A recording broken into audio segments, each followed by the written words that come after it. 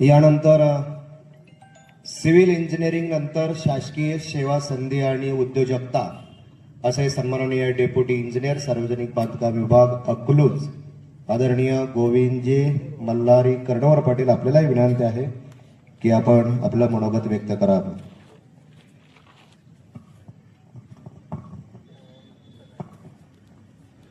आज कल्पतरू फाउंडेशनने आयोजित केलेला उज्ज्वल भविष्याची वाट व सन्मान सोहळा या सोहळ्यासाठी उपस्थित सर्व आपण व्यासपीठावरील सर्व आमचे मित्रगण,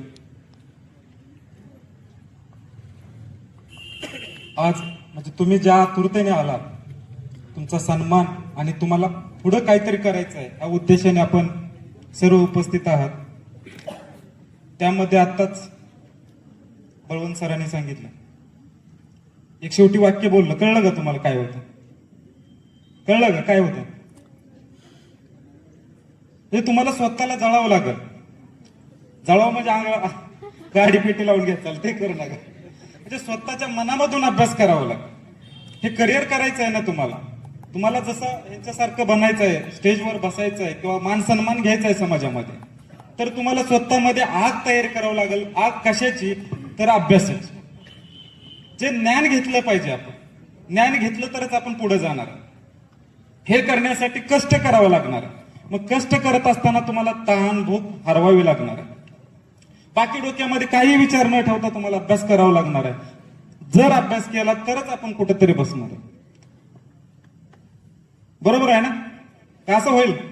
उद्या पेपरला गेलं पास होतंय का? मला प्रत्येकाला अभ्यास करावा लागेल. हा अभ्यास करायचा असेल तर स्वतःच्या मनाची तयारी अभ्यास करायची ठेवावी लागेल. दुसरी गोष्ट, आता तुम्हाला करिअर निवडायचे, बरोबर? कोणाला डॉक्टर व्हायचंय, कोणाला इंजिनियर व्हायचंय, कोणाला ऍग्री घ्यायचंय, कोणाला फार्मसी घ्यायचंय, बरोबर? हे काय करायचंय? आता ते तुमच्यामध्ये काय आहे, पोटेन्शियल काय आहे, तुम्हाला कशाची आवड आहे त्याच्यावर निवडायचं. की सगळीच इंजिनियर झाल्यावर नोकऱ्या भेटतील का? सगळीच डॉक्टर झाले तर पेशंट कोण होणार तुमच्याकडे? पेशंट पण लागतील ना. हे वेगवेगळ्या क्षेत्रात जावं लागणार आहे. म्हणून आज वेगवेगळ्या क्षेत्रातली माणसं तुमच्या पुढे आहेत. इव्हन डिपार्टमेंटचे माणसं आहेत. आता साहेब आपले DYSP आहेत. हे सगळ्या डिपार्टमेंटमध्ये जायचंय तर तुम्हाला करिअर निवडताना इजी कुठल्या मार्गाने जाता येईल. म्हणजे आता तुम्हाला इंजिनियर व्हायचंय तर इंजिनियर मध्ये कसं फास्ट जाता येईल किंवा त्याच्यामध्ये पुढे कसं जाता येईल, ज्याला ऍग्रीमध्ये जायचंय ते कसं जाता येईल, ह्याच्यासाठी पुढे तुमच्या माणसं आहेत ते तुम्हाला त्याच्यावरती शॉर्टकट सांगणार आहे. काही ठिकाणी काय होतं, लॉंग कट भेटतात. आता आपल्या समोर डॉक्टर साहेब आहेत, लॉंग कट घेतलेले. म्हणजे कधी फार्मसीला जायचं, कधी BMS ला जायचं, म्हणजे असं लॉंग कट होत असतं. डॉक्टरने सांगितलं नाही, तुम्हाला सांगतील कधी परत. म्हणजे कधी कधी लॉंग कट पण भेटतो. म्हणजे करिअर अगोदरच तुम्ही जर चूज केलं हेच व्हायचं आहे तर ते बरोबर फास्ट मध्ये होऊन जाचाल. नसल तर तुम्हाला वेळ जातो. होतं तुमचं जर म्हणजे स्वप्नच असेल ते मिळवायचं आहे. आता प्रदीप साहेबांनी स्वप्नच ठेवलं होतं मला DYSP व्हायचं. झालं का नाही? वेळ गेला पण झाले, कारण त्याच्यासाठी त्याग केला, ते घर विसरले. म्हणजे असं ताणभूक हरवावी लागते. आता मी तुम्हाला माझ्या अभियांत्रिकी विषय सांगायला. अभियांत्रिकी म्हणजे काय माहिती आहे का तुम्हाला? अभियांत्रिकी म्हणजे काय? इंजिनियर तेवढं म्हणतो तुम्ही. काय असतं अभियांत्रिकी? असं काय वेगळं नाही. इंजिनियर म्हणजे लय मोठा नाही. अभियांत्रिकीची व्याख्याच अशी आहे, जे निसर्गामध्ये असलेली ऊर्जा आणि कच्चा माल याचा वापर करून साधन बनवणे आणि त्याचं नियंत्रण करणे ह्याला अभियांत्रिकी म्हणतात. आता कळलं का हे काय? निसर्गामध्ये काय आहेत गोष्टी? ऊर्जा, जे आता नॅचरल मध्ये जे असतात त्याच गोष्टीचा वापर करून इंजिनियर बनवतो. दुसरं काय बनवतो? असं काय बाहेरून काय पडत नाही. त्यामध्ये जे सभोवताली आहे त्याचा वापर करणारा इंजिनियर आणि त्याचं नियंत्रण करणार आहे. मग ते साधन बनवणार आहे आणि त्या साधनाचं नियंत्रण करणार आहे. आता साधन काय आहे? जे तुम्ही दररोज वापरताय. तुमचा मोबाईल असेल, गाड्या असेल, म्हणजे ट्रॅक्टर असेल, पंप असतील, घरातले लाईटे असतील, कम्प्युटर असेल, ज्या काय गोष्टी तुमच्या हातात आहेत ती कोणी बनवल्यात? इंजिनियरने बनवले. ह्या गोष्टी कुठं बनतात? तुमच्या परिसरातच बनतात. आता इंजिनिअरिंग मध्ये काय आहे? काय कुठली करिअर आहे तुम्हाला? आता मूळच्या बेसिक गोष्टी म्हणलं तर सुरुवातीच्या काळामध्ये ज्यावेळेस इंजिनिअरिंग आलं त्यावेळेस 3च ब्रँच होते. परत वाढत गेला कारण त्या गरजा आहेत. आताच्या समाजामध्ये गरज आहेत. जसं बळवंत सरांनी मग सांगितलं सुंदर पिक्चर यायला किती पेमेंट आहे, का पेमेंट तेवढा आहे, कंपनी का देत असेल पेमेंट? कारण तो 1,00,000 माणसाचं एकटा काम करतो.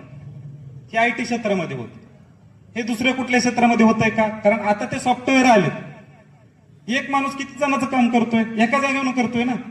जसं आता ऍडमिशनला फिरावं लागायचं पहिल्या काळामध्ये, लांबपर्यंत फिरत होतो आपण, प्रत्येक कॉलेजवर जावं लागायचं. आता एकाच ठिकाणी बसून आपण सगळे महाराष्ट्रामध्ये ऍडमिशन करतोय, किंवा बाहेरच्या म्हणजे राज्यामध्ये पण करतोय, किंवा आता फॉरेनला पण करायला लागले. आता MBBS ला आपण फॉरेनला पण जायला लागलो. तर त्याच्यासाठी आहे. म्हणून येणाऱ्या काळामध्ये आपल्याला आपल्या अंगामध्ये म्हणजे कला पाहिजे, एक अभ्यास पाहिजे. त्या गोष्टीचा अभ्यास करणं म्हणजे पाठांतर करणं नाही. पाठांतर केलं तर ते तेवढ्या पुरतच राहतं, परीक्षा झालं का विसरून जात. तर तुम्हाला ज्या गोष्टीमध्ये रस आहे त्या गोष्टीमध्ये तुम्ही उतरा आणि ती गोष्ट आत्मसात करा. म्हणजे ज्या इंजिनिअरिंग मध्ये गेला तर इंजिनिअरिंग फुलफिल तुमच्या अंगात भरलं पाहिजे. काय करायचं इंजिनिअरिंग, इमॅजिनेशन तयार झाले पाहिजे. डॉक्टर क्षेत्रामध्ये गेला तर काय करायचं, जसं डॉक्टरने मग प्रश्न विचारला होता तुम्हाला, डॉक्टर व्हायचंय कशासाठी व्हायचं, एका सेकंदात उत्तर द्या. का डॉक्टर व्हायचंय, काय कशासाठी व्हायचंय, जीव वाचवण्यासाठी व्हायचं, बरोबर ना. तसं आता कृषी कोण करते, कृषी क्षेत्रामध्ये उतरायचंय, कशासाठी उतरायचंय माहिती आहे तुम्हाला? तर शेतीमध्ये काहीतरी ऍडव्हान्स आणायचं आपल्याला, किंवा शेतकऱ्याला काहीतरी सुख लागावं म्हणून कृषी क्षेत्र निवडायचं. माझं अभियांत्रिकी किंवा आमचं अभियांत्रिकी निवडायचंय. तुम्हाला का निवडायचंय? तुम्हाला काहीतरी वेगळं करायचंय जगामध्ये. तुम्ही इंजिनियर झाला, बाबा आमचा सिव्हिल इंजिनियर झाला, तर तुम्ही काय करचाल, असं युनिक काहीतरी स्ट्रक्चर तयार करायचंय. जसं आता आपण दुबईमध्ये मोठी बिल्डिंग आहे म्हणतो, बरोबर, तशी बिल्डिंग आपण बांधायची, असं काहीतरी गेस करू शकतो ना. मग ते करण्यासाठी तुमचं तेवढं इमॅजिनेशन वाढलं पाहिजे, तुम्ही तेवढं वाहून घेतलं पाहिजे. आता यंगर साहेब आपल्या पुण्यामध्ये चांगल्या कंपनीमध्ये काम करतात, शहापूरजी पोलंजीमध्ये केलं, त्याने लोडामध्ये केलं, चांगल्या हायलाइटेड म्हणजे उंच बिल्डिंग आहेत त्याच्यामध्ये काम केलंय ते. म्हणजे आपल्या गावातली माणसं सुद्धा चांगल्या चांगल्या कंपनीत काम करतायत. सगळीच आपल्या स्टेजवरली अशी माणसं आहेत की प्रत्येकाने काही नाही काही केलंय की जे आपल्या देश सेवेसाठी आहे. जसं बळवंत सरांनी प्रस्तावनेमध्ये म्हटलं की आपण देश सेवा करतोय. जर आपल्या गावापासून सुरुवात करायची नाही तर इव्हन तो आपल्यापासून सुरुवात केली तरच देशाची सेवा होणार आहे, बरोबर. देश सेवा करण्यासाठी आपण आपल्यामधून बदल केला पाहिजे. स्वतः सुधारलं तर देश सुधारल ना. म्हणजे जसं बळवंत सर मग म्हणले, आपल्या गावाचं क्षेत्र, आपलं गाव मोठं झालं पाहिजे, तालुका मोठा झाला पाहिजे, जिल्हा मोठा झाला पाहिजे. तसं आपल्या सुरुवातीपासून आपण सुधारला तर आपला मित्र सुधारेल, आपला मित्र सुधारला तर आपले पाहुणे सुधारतील, आपल्या शेजारच्या गावातले सुधारतील, असं वाढवायचं आहे. मग त्याच्यासाठी आपल्याला परिपूर्ण अभ्यास करायचा आहे. आता बोलायचं झालं तर इंजिनिअरिंग क्षेत्र असं वाईड आहे की त्याच्यामध्ये व्हरायटी ऑफ इंजिनिअरिंग आहे. आता मी सिव्हिल इंजिनियर आहे, मी म्हणतो, तर त्या सिव्हिल इंजिनिअरिंग मध्ये बापूसाहेबांनी सांगितलं तसं व्हरायटी ऑफ ब्रँचेस आहे. ट्रान्सपोर्टेशन आहे, मरीन इंजिनियर आहे, आमचा वॉटर रिसोर्स. आता आपल्या माळशिरस इथं शासनामध्येच आमच्या इथं 3-4 खाते आहेत आमची. म्हणजे आमचं बांधकाम खातं आलं, दुसरं ते वॉटर रिसोर्स म्हणून जलसंधारण म्हणून एक नवीन आलं, परत इरिगेशन म्हणून पाण्याचं आहे, म्हणजे कॅनल वगैरे आहेत, हे PWD सिव्हिल इंजिनियरच आहेत. तसंच प्रत्येक क्षेत्रामध्ये, आता डॉक्टरच्या क्षेत्रामध्ये सगळ्यात स्पेशलिस्ट, म्हणजे नकापासून वेगवेगळे स्पेशलिस्ट आहेत, म्हणजे वेगवेगळे आहेत ते डॉक्टर. जसे आपले डॉक्टर MS आहेत, सर्जन आहेत, तसे त्यांच्यात अजून प्रकार आहेत, MD आहेत, हे असे वेगवेगळे प्रकार आहेत. आता ह्याच्यानंतर तुम्हाला गव्हर्नमेंटमध्ये करिअर करायचं, बरोबर. अगोदर क्षेत्र निवडा, बरोबर. त्या क्षेत्रातून पुढे गेल्यानंतर गव्हर्नमेंटमध्ये अपॉर्च्युनिटी. आता आमच्या सिव्हिल इंजिनिअरिंग मध्ये अपॉर्च्युनिटी काय आहे? आमच्या सिव्हिल इंजिनिअरिंग मध्ये पहिल्यांदा वरून सांगतो, केंद्रामध्ये आमची UPSC, जशी आता आपल्या सेंट्रलची UPSC आहे तशी आमची IAS एक्झाम आहे UPSC मधून, इंडियन इंजिनिअरिंग सर्व्हिस. ही हायेस्ट आमच्यातली एक्झाम. त्याच्यात जर आपण क्वालिफाय झाला तर आपण राज्यामध्ये पूर्ण केंद्रात काम करता येईल, पूर्ण भारत देशामध्ये काम करता. ते कधी असतं, जसं बापूसाहेबांनी सांगितलं, माझं आपण डिग्री झाल्यानंतर ते एक्झाम देऊ शकतो. आमच्यामध्ये डिग्री झाल्यानंतर पोस्ट ग्रॅज्युएशन पण डिग्री हा क्रायटेरिया सगळ्याला कॉमन आहे स्पर्धा परीक्षेसाठी. मग त्याच्यानंतर तुम्ही त्याच्यामध्ये पुढे जाऊ शकता. IAS आहे, नंतर महाराष्ट्रामध्ये आपले इंजिनिअरिंग सर्व्हिसेस म्हणून एक्झाम, ती देता येते. त्याच्यामध्ये पण आमच्यात असिस्टंट एक्झिक्युटिव्ह इंजिनियर हे हायस्ट पद आहे. त्याच्यानंतर A1 A2 असे आहेत खाली, म्हणजे क्लास 2 पर्यंत आहेत. त्याच्यानंतर सरळ सेवामध्ये जेई आहे ज्युनियर इंजिनियर, त्याही होता येतात. आता ही झालेली आहे.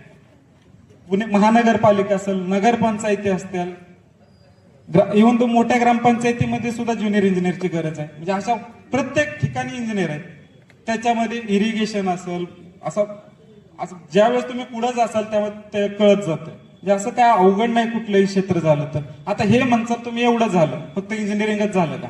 इंजिनियर झाल्यावर तुम्ही युपीएससी पण देऊ शकता, कलेक्टर पण होऊ शकता, किंवा IPS पण होऊ शकता, IRS पण होऊ शकता वरती दिलं एक्झाम तर, कारण डिग्रीच आहे, इक्विव्हॅलेंट सगळे. त्याच्यानंतर महाराष्ट्रातल्या MPC दिल्यानंतर प्रदीप साहेबांसारखं तुम्ही DYSP पण बनवू शकता. आणि मला वाटतं अलीकडच्या काळामध्ये क्षेत्रामध्ये आताच्या जे UPSC झाले असतील, MPC झाले असतील, मॅक्झिमम मला तर डॉक्टर आणि इंजिनियर झाले. पहिला ऍग्रीवाल्यांचं वर्चस्व होतं, पण आता ह्या वेळेस डॉक्टर आणि इंजिनियरनं कव्हर केले. असं नाही की मी म्हणत की ऍग्रीवाला होऊ शकत नाही, ऍग्रीवाला अभ्यास केला तर त्याच्याही पुढे जाऊ शकतो.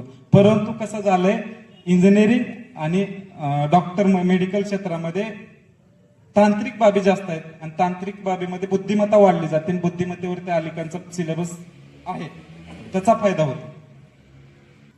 वेळ कमी आहे, 9:15 वाजले, तुम्हाला जेवायला जायचं आहे. तुम्ही सहा मला वाटतं 5:30 वाजल्यापासून इथं उपस्थित आहेत. तर या ठिकाणी मला कल्पतरू फाउंडेशननं बोलण्याची संधी दिली, त्याबद्दल मी कल्पतरू फाउंडेशनचं धन्यवाद मानतो आणि थांबतो. धन्यवाद साहेब. खरं तर मला